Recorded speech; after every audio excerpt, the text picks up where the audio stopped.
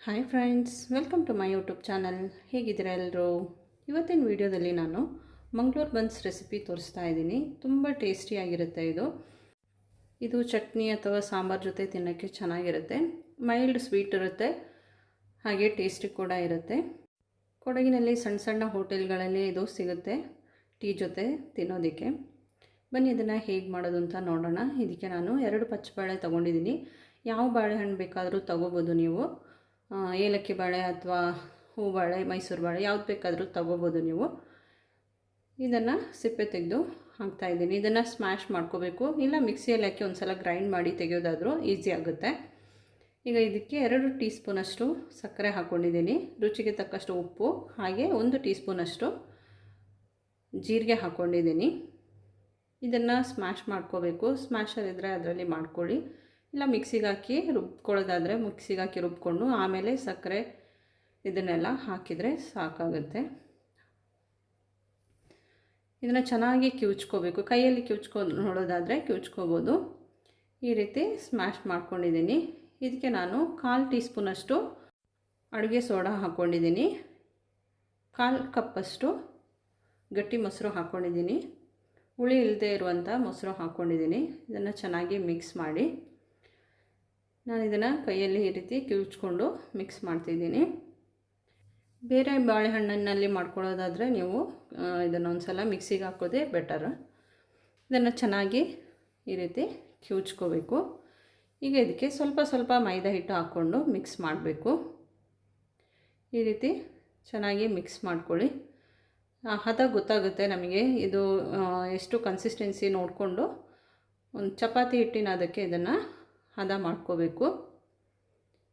ಈ ರೀತಿ ನಾವು ಈ ರೀತಿ ಮಿಕ್ಸ್ ಮಾಡುವಾಗ ಕೈಗೆ ಅಂಟ್ಕೋಬಾರ್ದು, ಅಲ್ಲಿವರೆಗೂ ಇದನ್ನು ಮೈದಾ ಹಿಟ್ಟು ಹಾಕಿ ಇದನ್ನು ಕಲಿಸ್ಕೋಬೇಕು. ಇದು ಸಾಯಂಕಾಲ ಮಾಡೋದಾದರೆ ನೀವು ಬೆಳಿಗ್ಗೆನೇ ಕಲಸಿ ಇಟ್ಕೋಬೇಕು. ಇದು 7 ರಿಂದ 8 ಗಂಟೆ ಅಷ್ಟೊತ್ತು ನೆನಿಬೇಕು. ಚೆನ್ನಾಗಿ ಈ ರೀತಿ ಮೈದಾ ಹಿಟ್ಟು ಹಾಕ್ಕೊಂಡು ಮಿಕ್ಸ್ ಮಾಡ್ಕೊಳ್ಳಿ. ನಾನಿಲ್ಲಿ 2.5 ಕಪ್ಪಷ್ಟು ಮೈದಾ ಹಿಟ್ಟನ್ನು ಯೂಸ್ ಮಾಡ್ಕೊಂಡಿದ್ದೀನಿ. ನೋಡಿ, ಈ ರೀತಿ ಹದ ಬರಬೇಕು. ಆದರೂ ಅದು ಈಗ ಅಂಟ್ತದೆ, ಅಷ್ಟಾದರೆ ಸಾಕು. ಈಗ ಇದಕ್ಕೆ ಸ್ವಲ್ಪ ಆಯಿಲ್ ಸ್ಪ್ರೆಡ್ ಮಾಡಿ, ಹಿಟ್ಟು ಒಣಗಬಾರ್ದು ಅಂತ ಈ ರೀತಿ ಆಯಿಲ್ ಸ್ಪ್ರೆಡ್ ಮಾಡಿ ಮುಚ್ಚಿಡಿ. 8 ಗಂಟೆ ಹೊತ್ತು ನೆನಿಲಿ. ಮಿನಿಮಮ್ 6 ಅವರ್ಸ್ ಆದರೂ ಇದು ಮ್ಯಾರಿನೇಟ್ ಆಗಬೇಕು.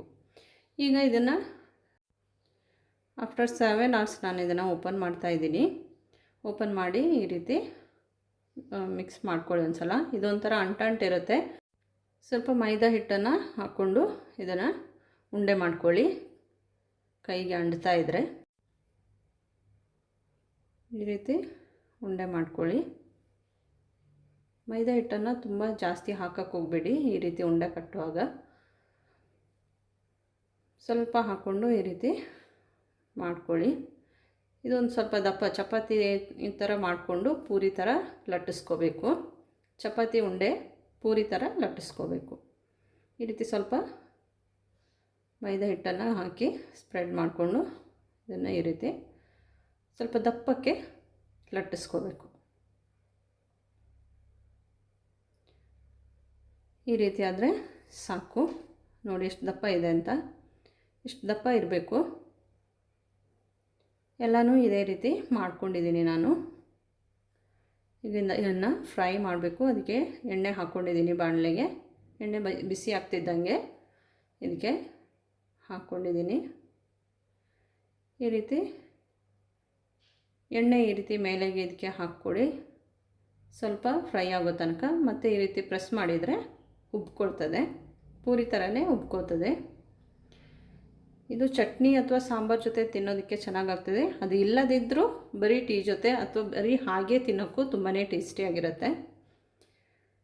ಇದನ್ನು ನೋಡುವಾಗ ನನಗೆ ಹಳೆ ಕಾಲ ನೆನಪೆಲ್ಲ ಬರುತ್ತೆ. ಅಮ್ಮನವ್ರು ಕೆಲಸಕ್ಕೆ ಹೋಗುವಾಗ ಅವ್ರು 10 ಗಂಟೆಗೆ ಟೀ ತರಿಸ್ತಾಯಿದ್ರು. ಆವಾಗೆಲ್ಲ ಇದನ್ನು ತರಿಸಿ ನಮಗೂ ಕೊಟ್ಟು ತಿಂತಾಯಿದ್ರು. ನಾವು ರಜೆಗಿರುವಾಗ ಅವ್ರ ಜೊತೆಗೆ ಹೋಗ್ತಾಯಿದ್ವಿ. ಆವಾಗ ತಿಂದಿದ್ದ ನೆನಪೆಲ್ಲ ಬರ್ತಾಯಿದೆ ನನಗೆ. ಈ ಬನ್ಸ್ ನೋಡುವಾಗ ತುಂಬ ಮೆಮೊರಿ ಇದೆ.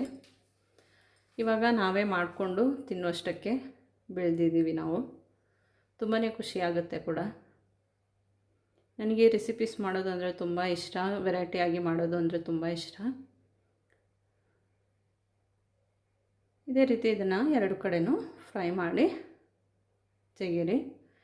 ಎಲ್ಲನೂ ಇದೇ ರೀತಿ ಫ್ರೈ ಮಾಡಿ ತೆಗಿತಾ ಇದ್ದೀನಿ ನಾನು. ನಿಮಗೆ ತೋರಿಸೋದಕ್ಕೋಸ್ಕರ ಎರಡು ಫ್ರೈ ಮಾಡಿ ತೋರಿಸಿದ್ದೀನಿ. ನೋಡಿದ್ದೆ ಈಗ ಆಗಿದೆ. ಸ್ವಲ್ಪನೂ ಎಣ್ಣೆ ಇರೋದಿಲ್ಲ, ಅದು ಫುಲ್ ಡ್ರೈ ಆಗಿರುತ್ತೆ. ಇದನ್ನು ಓಪನ್ ಮಾಡಿ ತೋರಿಸ್ತೀನಿ. ಇದಕ್ಕೆ ಮೊಸರು ಹಾಕಿರೋದ್ರಿಂದ ಹಾಗೆ ಬಾಳೆಹಣ್ಣು ಹಾಕಿರೋದ್ರಿಂದ ತುಂಬ ಟೇಸ್ಟಿಯಾಗಿರುತ್ತೆ. ಇದನ್ನು ಓಪನ್ ಮಾಡಿದರೆ ಒಳಗಡೆ ಫ್ಲಫಿಯಾಗಿರುತ್ತೆ. ನೋಡಿ ಈ ರೀತಿ. ನೀವು ಒಂದ್ಸಲ ಇದನ್ನು ಟ್ರೈ ಮಾಡಿ. ವಿಡಿಯೋ ಇಷ್ಟ ಅಂದರೆ ಲೈಕ್, ಶೇರ್, ಕಮೆಂಟ್ ಮಾಡಿ. ಹಾಗೆ ಇದುವರೆಗೆ ನನ್ನ ಚಾನಲ್ ಸಬ್ಸ್ಕ್ರೈಬ್ ಮಾಡೋದೇ ನೋಡ್ತಾ ಇದ್ದರೆ ಸಬ್ಸ್ಕ್ರೈಬ್ ಮಾಡಿ, ನನಗೆ ಸಪೋರ್ಟ್ ಮಾಡಿ. Thank you for watching.